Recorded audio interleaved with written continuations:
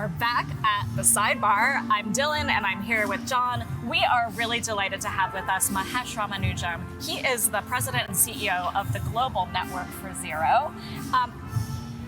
Mahesh, you've had a distinguished career in the field of the built environment for many years, and you were head of the US GBC for a long time. Can you tell us about this latest chapter at the Global Network for Zero? What's it all about?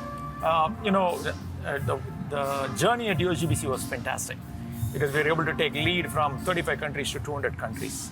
Now, that's transformation in the new building sector. But when you look at the existing buildings, the challenge was how to get started on existing buildings and really helping them to get to net zero. Particularly even within US, we have almost 100,000 buildings. And if you want to make all those buildings get to net zero, that's going to take a lot of effort.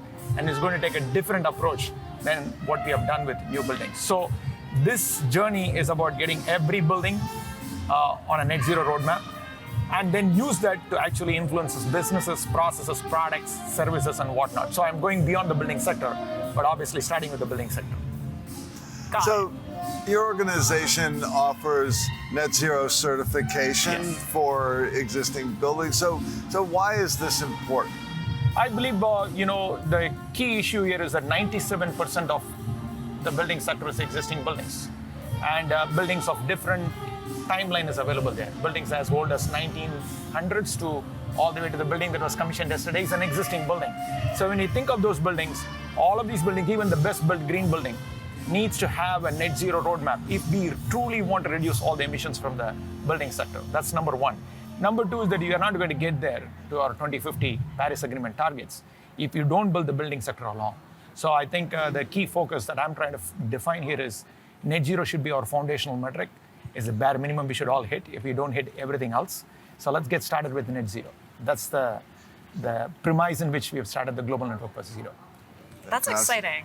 Yeah, so we heard during yesterday's keynote from our Director of Buildings, James Ball, that the built environment in general and building technologies suffers from underhype.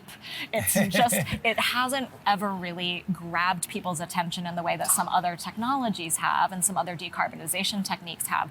Why do you think this is? Why does it take us so much to get to where we need to be in terms of getting the built environment right?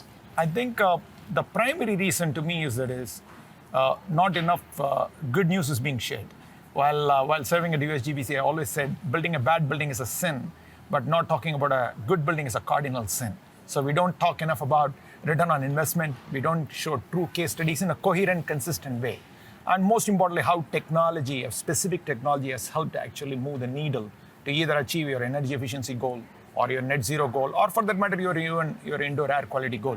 That information is very scattered and it's all over the place. So the more we can harmonize and present it in a consistent, simplistic manner, I think we can get people's attention, because real estate sector gets one thing right, just making money. So if we can show them how to do that right, they will do it. They'll do it faster and smarter.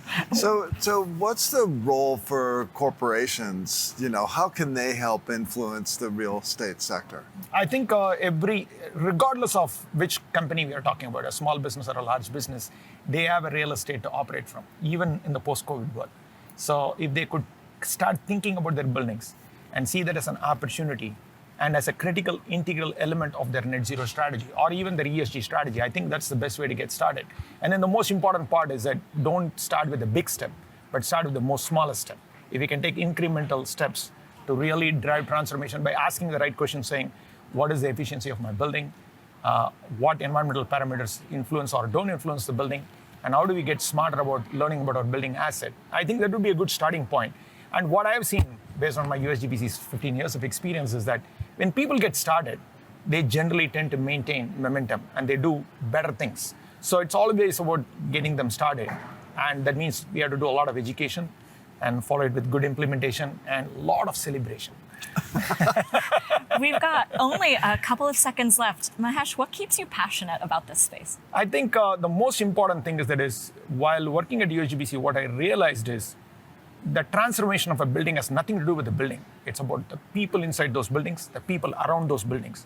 Particularly after COVID, the millions and millions of people who were affected by those buildings really remind us that we can do better for our fellow human beings. So That's exciting. all I care about. So exciting. We've been with Mahesh Ramanujam of the Global Network for Zero. Thank you for being with us. Thank you.